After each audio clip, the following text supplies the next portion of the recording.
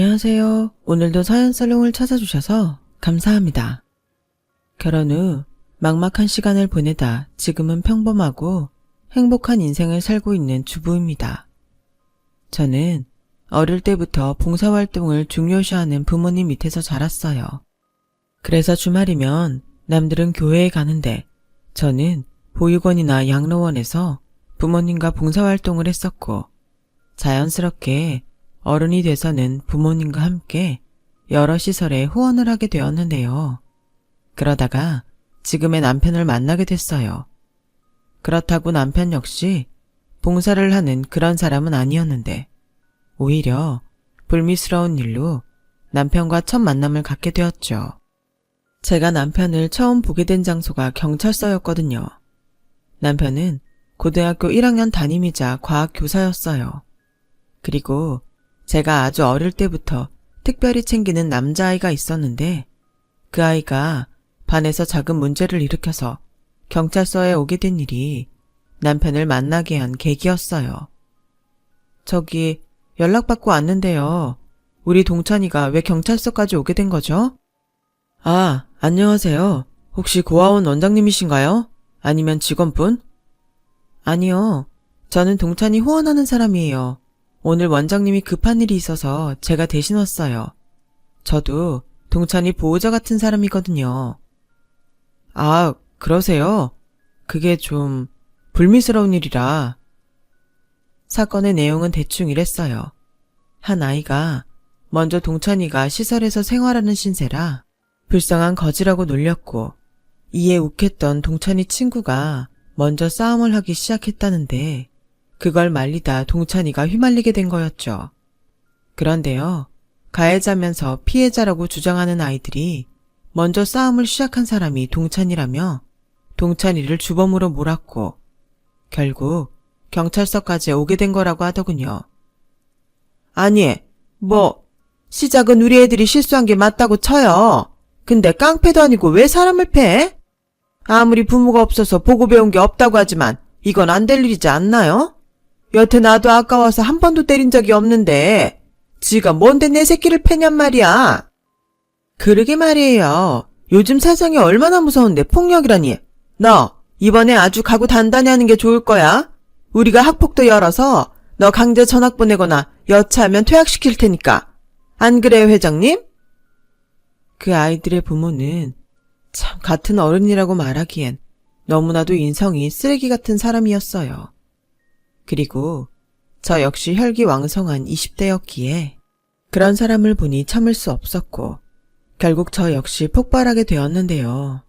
왜 애들 싸움이 어른 싸움 된다고 하잖아요. 딱 그 꼴이었어요.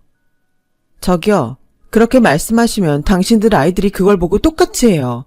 아까워서 때린 적이 없다고요? 그렇게 귀하게 키워서 애들이 저 모양이네요.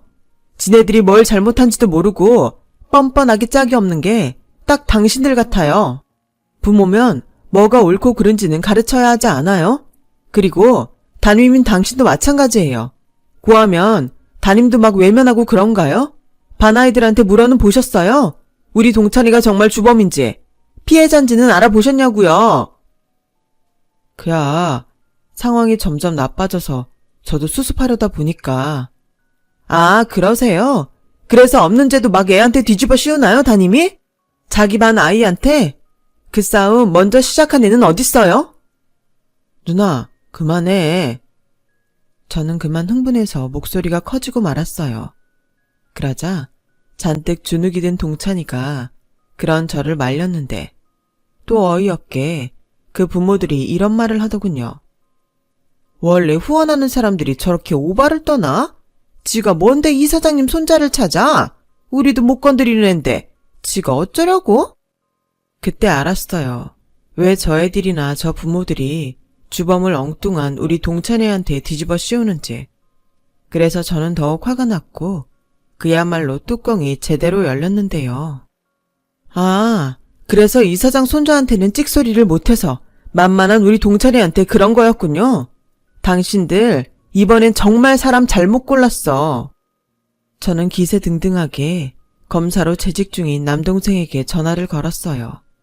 그리고 남동생 역시 저와 똑같이 아이들을 후원하는 입장이라 제가 전화를 걸어 억울한 상황을 얘기하자 피는 못 속인다고 저처럼 흥분을 하더니 경찰서로 날아오듯 도착했죠.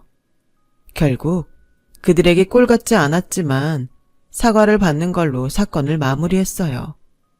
이런 말 하면 안 되지만 공부 잘한 동생이 좋긴 하더라고요. 하지만 저는 그 부모도 부모지만 담임이었던 남편을 용서할 수 없었고 결국 분을 참지 못해 남편이 근무하는 학교에 정식 항의를 하러 찾아갔는데요. 그러자 교장 선생님이 나서서 오해라며 남편과 둘이 감정을 풀라고 자리를 마련해 주셨는데 동찬이가 자꾸 저를 말렸어요. 누나 그만해. 나 애들한테도 사과 다 받았잖아. 담임선생님도 중간에서 곤란했는데 누나까지 왜 그래? 왜 그러긴 몰라서 물어? 설마 선생님도 모르시는 건 아니죠? 제가 생각하기엔 어떤 아이건 억울한 아이를 더 적극적으로 보호해줘야 하는 거 아닌가요? 담임이라는 사람이 부모가 뭐라고 한다고 질질 끌려다니면 그게 선생인가요? 듣자 하니 말씀이 지나치시네요.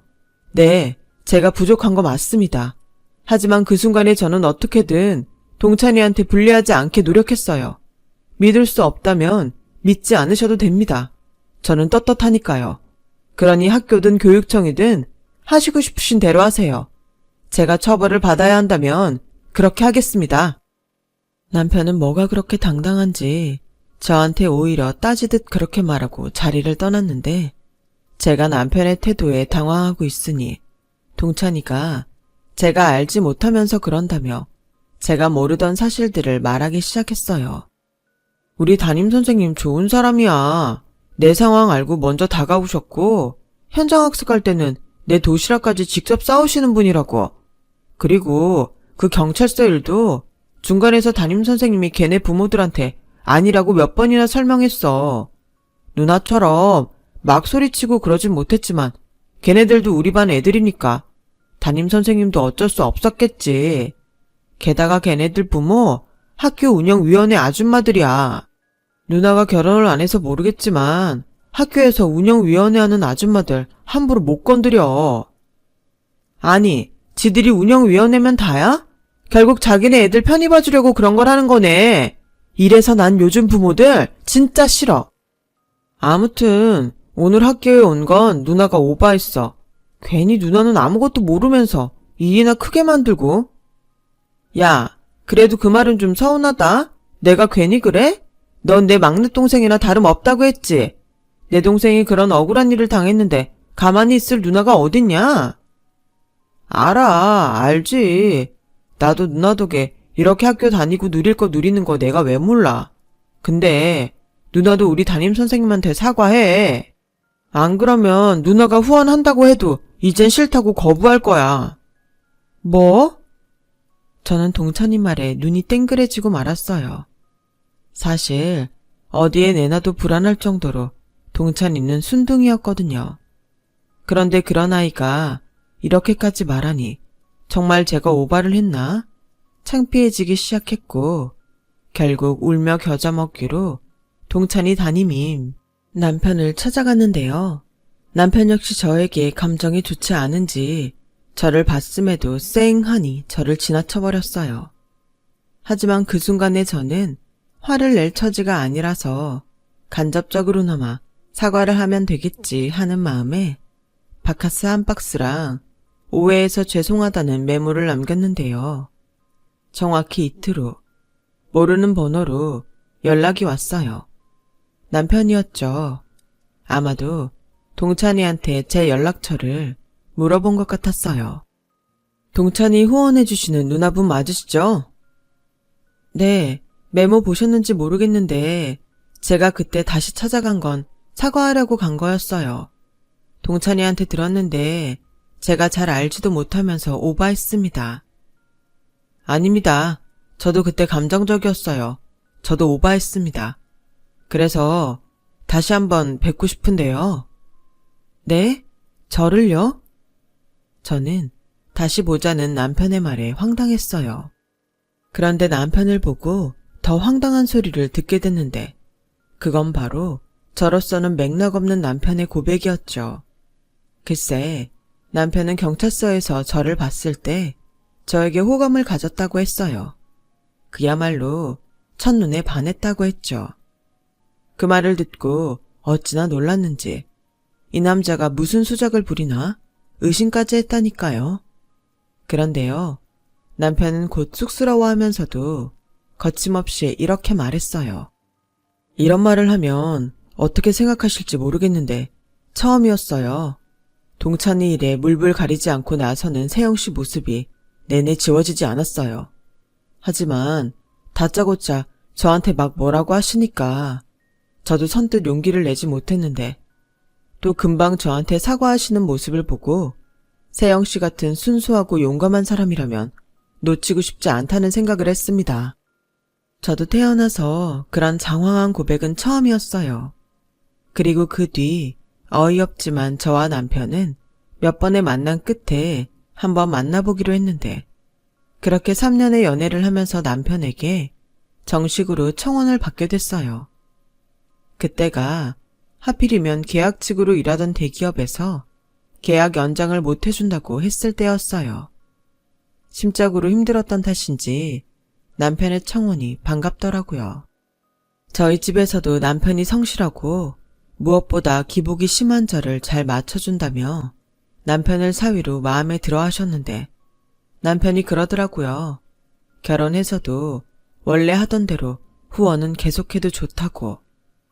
저는 남편의 그 말이 참 고마웠어요. 모르는 사람들에게 후원한다는 말을 하면 좋은 일 한다고 멋있다고 하지만 막상 가족이 되면 돈이 없기 문제라 갈등을 빚는 일이 많거든요. 그런데 먼저 나서서 그런 말을 해주니 저는 사실상 남편의 청혼을 받아들인 거나 다름없었죠.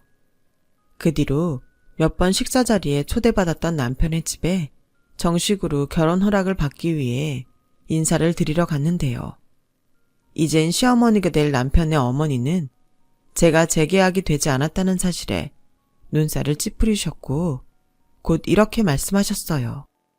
나는 옛날 사람이 아니라서 여자도 능력이 있어야 한다는 주의야. 전에는 세영이 네가 계약직이긴 했어도 대기업에 다니고 있었잖아. 근데 지금은 무직이고 이건 아니라고 생각한다. 내 아들이 교사인데 둘이 어느 정도 수준은 맞아야지. 네? 아, 그럼 결혼은 반대하시는 건가요? 아니, 그건 아니야. 네가 잘리긴 했어도 그동안 모아놓은 돈은 있겠지. 그러니 결혼은 해라. 대신 다시 좋은 회사에 취직하라는 말이야. 요즘 맞벌이 안 하는 집이 어딨니? 그리고 이제 한 식구가 될 거니까 하는 말인데 너 한다는 그거 있잖니? 불쌍한 사람 돕는 거. 후원이요? 그래, 후원. 그것도 그만해라. 난 세상 그런 돈이 제일 아까워. 물론 그 사람들 불쌍하지. 근데 어쩌니? 그게 그 사람들 팔자인걸. 자기가 노력해서 잘 살 생각을 해야 맞는 거 아니니? 그러니 내 며느리가 되는 그 순간부터 너 그 후원인지 뭔지 그만둬라. 죄송하지만 그건 따를 수가 없어요. 이미 그 돈으로 생활하는 아이들이 있는데 제가 결혼한다고 그 돈을 끊으면 그 아이들이 곤란해지거든요. 어머, 너 이제 벌이도 없는데 그럼 무슨 돈으로 그 돈을 내려고? 설마 내 아들 돈으로 그 아까운 짓을 하려는 거냐? 아니, 그건 실업급여도 나오고 제가 일을 곧 다시 할 거니까. 됐다. 난 싫다. 그 돈으로 더 잘 살 생각을 해야지. 아무튼 난 내 할 말 다 했다. 그러니 생각해보고 네가 결정해. 저는 그렇게 결혼 전에 위기를 한번 맞았어요. 남편에게 듣기도 했고 몇 번 보지 않았지만 시어머니 되실 분이 심할 정도로 짠순이라는 건 알았는데 이렇게 후원하는 돈까지 아까워하실 줄은 미처 몰랐죠. 그래서 이 일을 어떻게 하면 좋을까? 저는 고민이 깊어졌고 그런 저에게 남편은 뜻밖의 제안을 했어요. 자기야, 분명히 자긴 내켜하지 않겠지만 이번 한 번만 내가 하자는 대로 하자. 뭔데? 설마 어머니 말처럼 후원 그만하라는 소리는 아니지? 자기도 알잖아.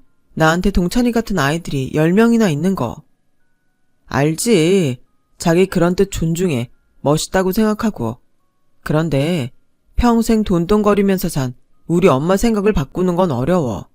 그러니까 일단 알겠다고 거짓말하자. 뭐? 싫어할 거 알아. 하지만 이 방법밖에는 없어. 우리가 결혼을 포기할 수는 없잖아. 아니, 그냥 자기가 어머니 설득하면 안 돼? 시도도 안 하고 거짓말을 하자는 거야? 내가 우리 엄마랑 30년 넘게 살았어. 설득?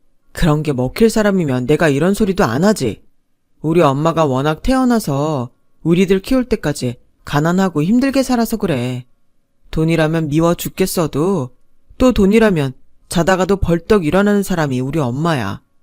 내가 오죽하면 먼저 자기한테 우리 엄마 짠순이라고 고백까지 했겠어.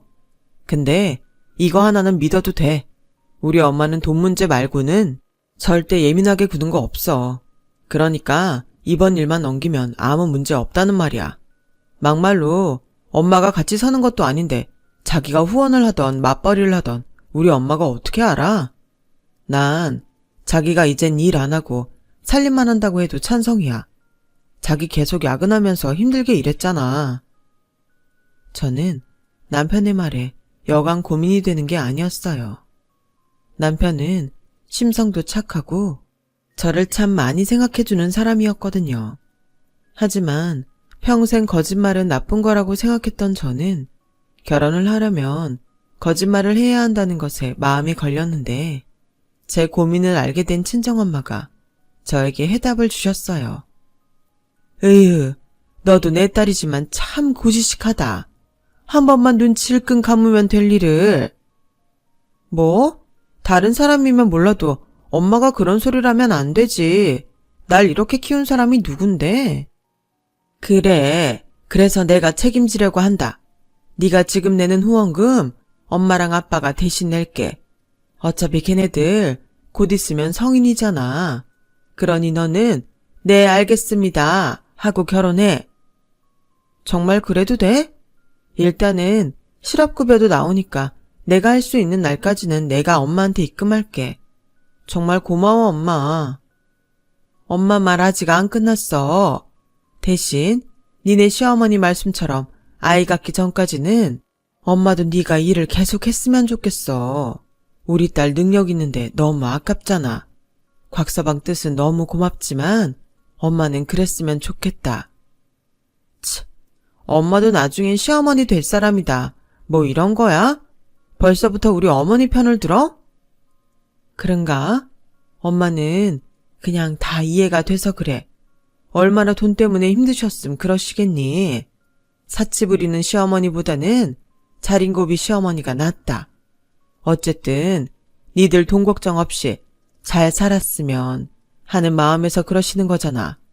우리 딸 이제 고민 해결됐으니까 정말 면사포 쓰는 건가? 뭐야, 그렇게 빨리 결혼시키고 싶었던 거였어? 그럼 왜 니들은 다 키워줬는데 결혼들을 안 하니? 엄마도 아빠랑 둘이 오붓하게 좀 살자. 저는 엄마의 말에 한결 가벼워진 마음으로 그렇게 결혼식을 올렸어요. 그리고 남편 말대로 돈 문제 빼고는 시어머니와 심한 갈등을 빚는 일은 없었는데요. 그래도 그 짠순이 본능 때문에 창피한 일은 적지 않게 있었어요. 마트나 시장에서 사은품과 덤에 심각할 정도로 집착하는 것은 기본이고 큰맘 먹고 외식이라도 하는 날엔 당신이 내는 돈이 아닌데도 돈에 비해 음식량이 적다고 수시로 항의를 하시는데 나중엔 외식도 꺼려지게 되더라고요. 그리고 생각해서 선물이라도 드리는 날엔 돈으로 바꿔서 주라고 호통까지 치시는데 솔직히 좀 지나치시다고 생각했어요. 그래서 자연스럽게 저는 시어머니와 거리를 좀 두고 지내려고 했는데 제가 결혼하고 4년이 지난 후 남동생이 결혼을 하면서 저와 시어머니는 본격적으로 갈등을 빚게 되었어요. 시어머니가 저희 동생 결혼식에 본인 지인 20명을 데리고 오시더니 축의금도 없이 무작정 식권을 달라고 큰 소리를 치셨거든요. 아니, 나는 가족이라니까요. 이 집 장녀가 내 며느리예요. 무슨 가족끼리 돈을 내래. 됐고, 식권이나 21장 줘요. 아니, 저희는 전달받은 게 없고요. 말씀을 듣자 하니 세영이요 시어머니 되시는 분 같은데 이러시는 건 아닙니다. 함께 오신 저분들은 본인 손님이시잖아요. 아니, 좋은 날 많이들 와서 축하해주면 고마운 일이지? 그깟 몇 푼 가지고 매정하게 이러는 건가요? 사돈한테? 어머니, 무슨 일이세요? 너 잘 왔다. 내가 그동안 신세진 우리 교회 권사님들을 모시고 식사 한번 대접하려고 왔는데 사람을 무슨 거지 취급을 하네. 저분 누구시니? 저희 외삼촌이신데. 근데 어머니, 제가 저기서 듣긴 했는데 축의금도 없이 저 많은 분들을 여기서 대접하신다고요? 왜? 그럼 안 되니? 나는 가족이고 저분들은 내 지인인데 같이 와서 식사도 좀 하고 축하도 해주면 상부상조 아니야? 그게 저희 결혼식이면 상관없지만 제 동생 결혼식에 이러시는 건 아니죠. 그냥 제 카드 가지고 가셔서 밖에서 식사하세요. 어머, 너 웃긴다. 네가 이러면 내 꼴만 우스워지는 건 모르니? 그냥 좋게 좋게 식권이나 줘. 조용히 밥 먹고 내가 너한테 따로 축의금 챙겨주면 되잖아. 그럼 지금 어머님 포함 저분들도 모두 축의금 내시고 식권 받아가세요. 그러시면 되겠네요. 뭐야? 기어코 시애미를 여기서 개망신을 주겠다는 거야? 너도 참 매정하다. 아니, 니네 식구들은 생판 모르는 사람도 돕는다면서 정작 가족이 나한테는 이렇게 야박할 수 있어? 꼴랑 몇 푼 안 되는 축의금 갖고? 세상에 서러워서 내가 살 수가 없네. 아유, 내 팔자야. 상황은 그렇게 점점 나빠졌어요. 그러자 식장 바깥에서 저희 부모님 심부름을 하던 남편이 이 사실을 알고 헐레벌떡 뛰어왔고 결국 남편이 ATM 기계에서 21명의 축의금을 대신 내고 식권을 드리는 것으로 상황을 정리했는데요. 그 일로 저도 남편도 시어머니 때문에 화가 머리 끝까지 나고 말았어요. 저희 식구들은 말은 하지 않았지만 얼굴색이 좋지 않았는데 자리가 자리인지라 남동생도 그렇고 새 식구가 될 올케와 사돈분들에게 여간 죄송하지 않을 수 없었죠. 그리고 남편 역시 자기 어머니 일로 창피한 일을 당하자 이번엔 그냥 넘어갈 수 없었는지 급기야 남편은 식사를 마치고 함께 오신 지인분들과 돌아가려는 시어머니를 붙잡았어요. 엄마, 왜 그냥 가요? 세영이한테는 식사하고 축의금 챙겨주신다고 했잖아요. 어머, 너까지? 정말 사람 창피하게 왜 그러니? 축의금은 아까 네가 대신 냈잖아. 설마 엄마한테 그 돈을 도로 내놓으라고? 네, 주세요. 저분들 대접은 엄마가 하시는 거잖아요. 세상에 다른 자리도 아니고 사돈총각 결혼식에 자기 손님 데려와서 공짜 대접하려는 게 말이 돼요? 엄마 아들이 이 집 사위인 거 까먹었어요. 얘 좀 봐. 이게 장가가더니 사람이 확 바뀌었네. 나는 이 집 사람들이 하도 남한테 후원한다고 해서 그거 믿고 온 거야. 원래 잔칫집엔 사람들 많이 데리고 와서 왁자지껄하게 해주는 게 제일 고마운 거 몰라? 식사 대접은 당연한 거지. 내 참 더럽고 치사해서 내가 거지도 아니고 너 여기서 딱 기다려. 내가 지금 1층에 내려가서 돈 찾아서 줄게. 그럼 되잖아. 그렇게 시어머니는 남편에게 괘씸하다며 씩씩거리시며 1층으로 가셨어요. 그리고 한참이 지나도 오지 않으셨는데 그때 알았죠. 어머님은 처음부터 돈을 줄 생각이 없었다는 걸요. 그 뒤 저와 남편은 도를 넘어선 시어머니의 절약정신에 학을 뗐고 그때 지방에서 일을 하시느라 참석하지 못한 시아버님에게 이 사실을 남편이 말했는데요. 시아버님 역시 당신 아내가 그렇게까지 했다는 것에 많이 당황했는지 아무 말도 하지 못하시고 전화를 끊으셨는데 곧이어 저에게 100만 원을 보내셨어요. 그리고 저에게 전화로 대신 사과하신다며 미안하다고 하셨는데 저 역시 그 돈을 받기가 죄송했어요. 사고 친 사람은 따로 있는데 이게 무슨 못할 짓인가 싶었죠. 그래서 아버님, 이 돈 안 주셔도 돼요. 밖에서 힘들게 일하시고 버신 돈이잖아요. 저 이 돈 못 받아요. 제가 다시 이체해 드릴게요. 아니다.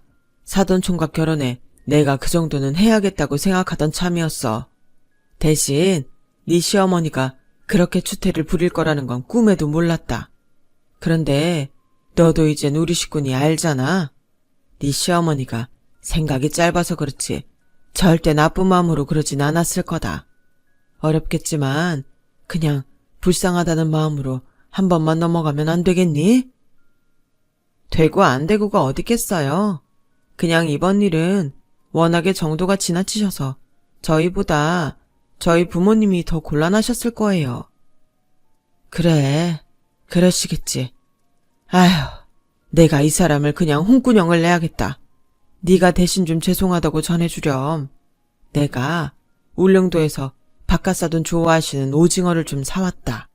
주말이라도 와서 가지고 가서 드려라. 내가 할 수 있는 게 이런 것밖에는 없구나. 참 사과라는 건 어려운 것 같아요. 하는 사람도 어렵지만 받는 마음도 어렵기는 마찬가지니까요. 하지만 정작 시어머니는 불편한 기색이라고는 하나 없었는데 도리어 저에게 시아버님이 준 돈을 당신한테 주라고 목소리를 높이셨어요. 아니, 니네 집은 무슨 돈을 이중으로 받아? 네 남편이 냈잖아. 그럼 됐지. 시아버지가 준 돈까지 푸르르 갖다 바쳐야겠니? 이건 아니지. 그 돈은 나한테 다시 다오. 엄마도 양심이 좀 있어야죠. 돈 찾아서 준다고 하고 냅다 튄 사람이 누군데? 당신 그 돈 절대 우리 엄마 주지 마. 뭐야, 너 도대체 누구 편이야? 없는 집에서 어렵게 선생까지 만들어줬더니 이게 보자니까? 너 내 아들이다. 너 지금 번지수 잘못 찾았어. 여기서 그런 말이 왜 나와요? 됐어요. 나도 엄마 때문에 이젠 그만 쪽팔리고 싶어요. 우리 앞으로 집에 안 올 테니 그렇게 알아요. 어머머? 고작 축의금 가지고 부모 자식 연을 끊자는 거야? 알았다. 내가 그 돈 포기하면 되잖아. 아들 장가가면 남의 아들 된다고 하더니 그 말이 아주 딱 맞네. 너 앞으로 곽씨하지 말고 쟤 따라서 윤씨해라. 참 유치하지만 그 일은 그렇게 마무리되었어요. 시아버님이 주신 오징어 가지고도 시어머니는 아깝다며 생 난리를 치셨는데 시아버님이 나서서 저희 차에 실어주시니 저도 일단은 저희 부모님에게 미안한 마음을 조금이나마 만회할 수 있었죠. 아, 이렇게 귀한 걸 매번 이렇게 좋은 것만 받아서 어떡하니? 장모님, 그때 저희 엄마가 됐네. 우리 그 얘기는 이제 그만하세. 그리고 세영이한테 받기는 했는데 이 돈도 필요 없어. 이 돈도 그냥 모른 척하고 다시 아버님께 드려. 그래도 저희 아버지 성이신데. 자네 장모 말 들어. 나는 이 오징어 받아서 이제 괜찮네. 이런 오징어를 세상에 어디서 맛을 봐. 솔직히 우리도 그날은 마음이 많이 상했지. 다른 것도 아니고 그쪽 사돈 보는데 볼낯이 없었으니까. 그렇다고 자네 어머님이랑 거기서 싸울 수는 없지 않은가. 그래서 꾹꾹 참았는데 이렇게 자네 아버님 성의를 보니 내가 그날 참길 아주 잘했다 싶네. 우리 그 일은 이렇게 마무리 지으세. 그렇게 저희 부모님의 마음은 예전처럼 풀어지셨어요. 하지만 시어머니의 마음은 단단히 꼬일 대로 꼬였는데요. 그렇게 불편한 1년이 지나고 어느 날 강원도에서 지방 방송국 일을 하던 시누이에게 연락이 왔어요. 새언니, 저예요. 그동안 잘 지내셨어요? 저 이번 주에 서울 집에 가요. 결혼할 남자가 있어서요. 네? 드디어 만난다는 그 남자랑 결혼하는 거예요? 치과의사라고 했던가요? 네, 저 드디어 결혼해요.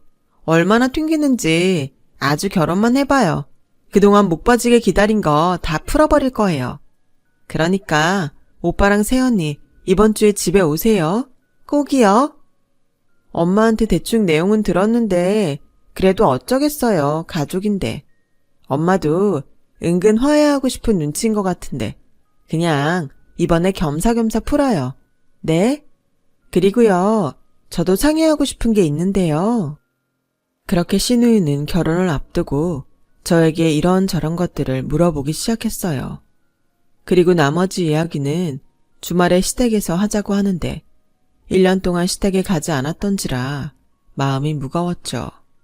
그리고 남편 역시 신우이의 결혼 소식은 반갑지만 시어머니와는 풀고 싶은 마음이 없다고 했는데 솔직히 중간에서 입장이 난처했어요. 저도 솔직히 가고 싶지 않은 마음은 남편과 똑같았지만요.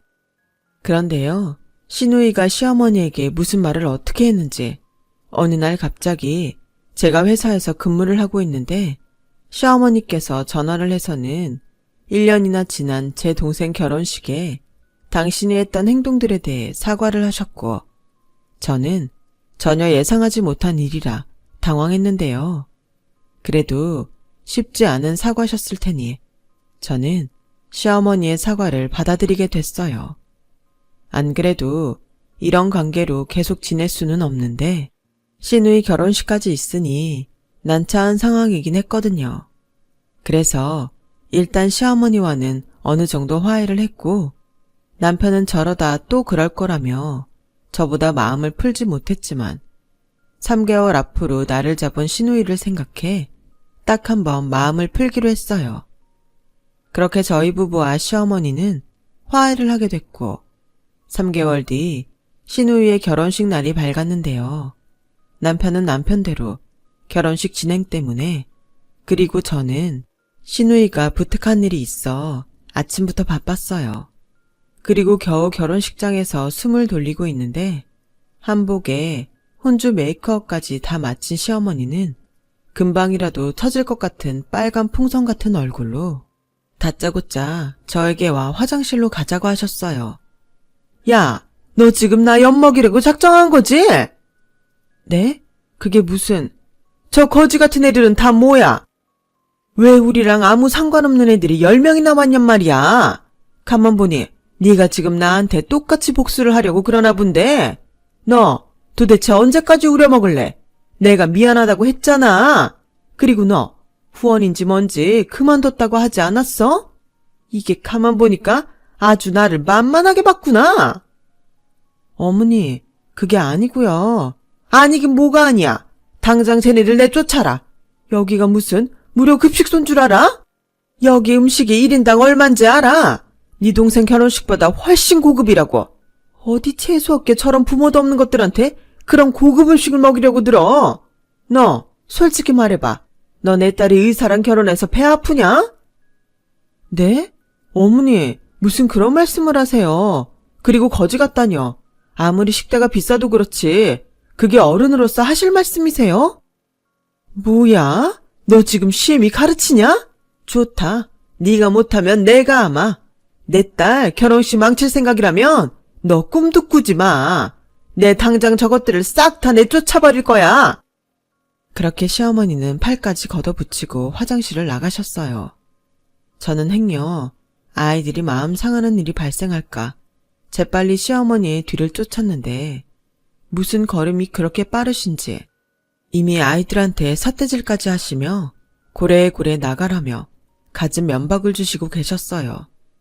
그러니 시어머니 목소리 때문에 결혼식장은 술렁거렸고 서둘러 남편이 수습을 하려 나섰는데 남편 역시 좋은 소리가 나가지 않자 급기야 시어머니와 남편은 많은 사람들이 보고 있음에도 다투기 시작했어요.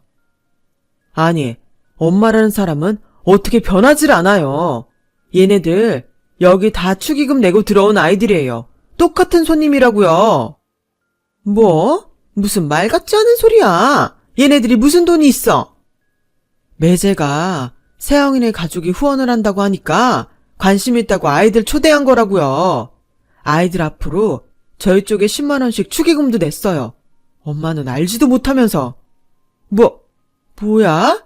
10만 원씩이나 냈어? 장모님, 형님 말씀이 맞아요. 제가 먼저 혜진이한테 부탁해서 아이들 초대한 건데. 그래? 나는 몰랐지.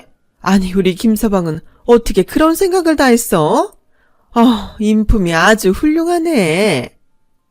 저는 저한테는 세상 아깝다며 뭐라고 하시더니 의사사위 앞에서 꼼짝도 못하는 시어머니를 보고 더 이상 화를 참을 수 없었어요. 그래서 아이들을 불러 나가자고 했고 신부 대기실에 있던 신우이까지 나와 미안하다고 사과를 하는 지경에 이르렀는데 그때였어요.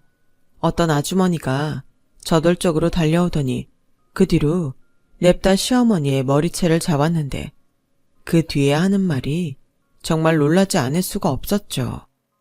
이 사기꾼 같은 년아, 네가 감히 내 돈을 갖고 장난을 쳐? 그래놓고 지는 이렇게 비싼 데서 자식 결혼식을 올린다고. 너 아주 잘 걸렸다. 아니, 누구세요? 누구신데 저한테 이러시는 거예요? 사람 잘못 보셨어요. 잘못 보긴? 네 년이 5개월 전에 재개발한다고 투자하라고 사람들 모으고 돌아다녔잖아. 내가 그 땅에 전 재산을 넣었어. 아니, 그 땅이 왜요? 그 땅 재개발 확실하다고 했는데? 이런 알지도 못하는 무식한 년을 봤나? 거기 그린벨트로 묶인 땅이야. 개발이라고는 꿈도 못 꾸는 땅이라고. 아니에요. 이번에 그 그린벨트가 풀린다고 장 선생님이 그러셨는데. 그래서 나도 대출에 사채까지 받아서 10억을 넣었는데 무슨 말이에요? 뭐야, 사기꾼인 줄 알았더니 나보다 더 털린 거야? 그래놓고 사람들 불러 모아 다 같이 사기당하자고 소개하고 다녔어? 소개하면 소개비를 준다고 하길래. 아줌마, 지금 여기로 사람들 죄다 몰려오고 있어. 자식 결혼? 웃기고 있네. 여기서 아줌마 초상 치르게 생겼다고. 뭘 알고나 있어. 뭐라고요? 아니, 나도 피해자인데, 여보. 순간 시어머니는 다급해져서 시아버님을 찾으셨어요. 하지만 시아버님의 얼굴은 차갑게 굳어 있었고 잘은 모르지만 이런 투자를 하다 당한 적이 많으셨는지 시아버님은 물론이고 남편과 시누이까지 표정이 좋지 않았는데요. 당신 미쳤어? 이번엔 사채까지 끌어다가 사기를 당한 거야? 도대체 내가 그 짓 하지 말라고 몇 번을 말해. 내가 당신 빚 갚느라 이 나이 먹도록 지방 다니면서 집에도 못 오고 차에서 쪽잠 자는 거 몰라? 아니, 이번엔 진짜 확실하다고 해서 나도 팔자 한번 고쳐보려고 했지. 일부러 그런 건 아니야. 정말이야. 그러니까 여보, 나 좀 살려줘, 응? 승우 아빠. 시어머니는 나라를 잃은 듯 그렇게 무릎까지 꿇고 시아버님에게 빌었어요. 그때였어요. 시누이의 예비 시부모님이 앞으로 나서더니 예비 매제를 붙들었고 급기야 이 결혼은 무효라는 말을 하기 시작했는데요. 누구보다 간절히 결혼을 원했던 시누이는 웨딩드레스를 입었음에도 그들의 옷자락을 붙들고 빌기 시작했어요. 어머님, 아버님, 이런 모습 보여드려 정말 죄송해요. 저 재호 씨랑 결혼하면 저희 집하고는 인연 완전히 끊고 살게요. 약속할 수 있어요. 예, 혜진아, 우리도 이렇게 돼서 유감인데 니네 집을 보니 역시 너는 우리랑 어울리지 않는 사람 같다. 나는 내 아들이 저런 골치 아픈 처가를 얻게 할 수는 없어. 그래, 나도 이 사람하고 같은 생각이다. 네가 아무리 결혼하고 네 부모와 연을 끊고 산다고 하지만 핏줄이 어디 끊어지니? 우리 그냥 인연이 아니었다고 생각하자. 재호야, 가자. 혜진아, 미안해. 난 자신이 없다. 결국 저희 시누이는 결혼식 당일에 시어머니 때문에 파혼을 당하는 비극을 맞았어요. 그리고 파혼에 따른 위자료 폭탄도 맞게 됐는데 그로 인해 시아버님이 화병에 걸리셨고요. 시누이는 결혼도 하지 못하고 위자료를 물어주게 됐고 시어머니와 완전히 연을 끊겠다며 집을 나갔고 지금까지도 아무런 소식을 전해주지 않고 있어요. 그리고 시아버님은 이번에는 도저히 감당할 수 없다며 시어머니와 이혼을 선택하셨는데 시어머니는 당장 10억이라는 빚을 떠안아야 했기에 어떻게든 이혼을 하고 싶지 않다고 버티셨죠. 급기야 시아버님에게 이혼하고 싶으면 자기 빚을 대신 다 갚아달라고 무리한 요구를 하셨는데요. 시아버님은 두말하지 않고 이혼 소송에 들어가셨어요. 시어머니와는 더 이상 아무 말도 하고 싶지 않다고 하시면서요. 그리고 시어머니의 과실이 워낙에 크다 보니 이혼은 그리 오래 걸리지 않았는데 시어머니는 설상가상으로 위자료까지 떠안게 되어 재산 분할 얘기는 꺼낼 수도 없게 되었죠. 시어머니는 지푸라기라도 잡고 싶은 심정으로 저에게 매달리기 시작했어요. 지금도 그때 하셨던 황당한 말씀들이 아주 생생하게 떠오르네요. 너 나한테 후원한다고 생각하고 내 빚 좀 갚아줘라. 내가 아무리 이혼했어도 네 시어머니라는 사실은 변하지 않잖아. 뭐라고요? 아직 정신 못 차리셨어요? 제가 왜 어머니 빚을 갚아요? 너 불쌍한 사람 돕는 거 좋아하잖아. 아니다. 니네 식구들 전부 나한테 후원 좀 해달라고 해라. 지금 나만큼 불쌍한 사람이 또 어딨니? 난 그저 잘 살아보겠다고 아등바등 한 죄밖에 없어. 그렇게 시어머니는 억울하다며 저에게 울며 불며 매달리셨고 저는 뿌린 대로 걷는 거라며 그런 시어머니의 손을 뿌리쳤는데 하필이면 저를 데리러 회사 앞까지 온 남편이 그 모습을 보고 말았죠.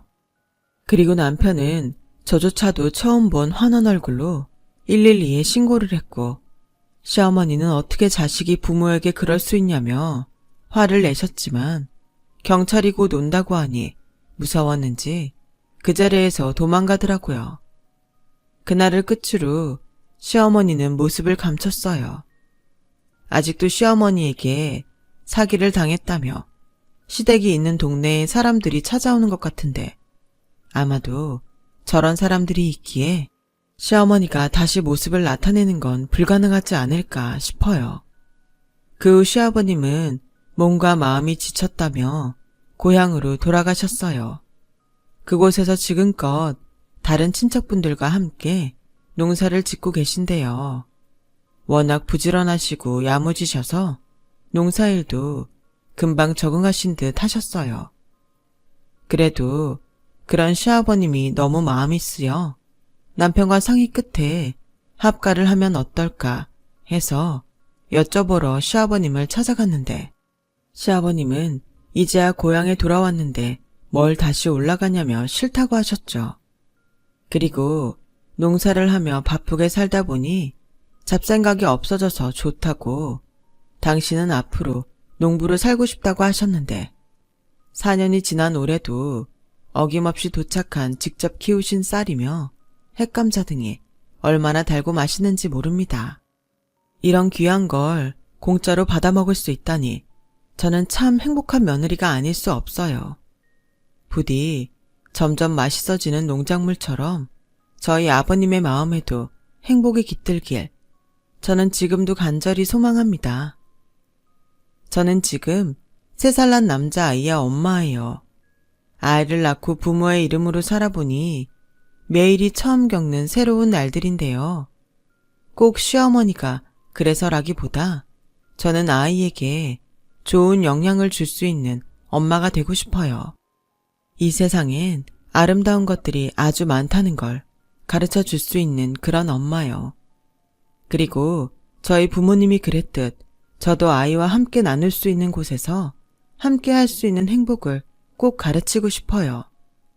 지금까지 저희 이야기 들어주셔서 감사합니다. 매일매일 행복하시고 건강하세요. 오늘 하루도 좋은 일만 가득하길 바라겠습니다. 여러분, 사연 댓글에 응원과 현명한 조언 부탁드려요. 좋아요와 구독은 저에게 큰 힘이 됩니다. 오늘도 좋은 일 가득하세요.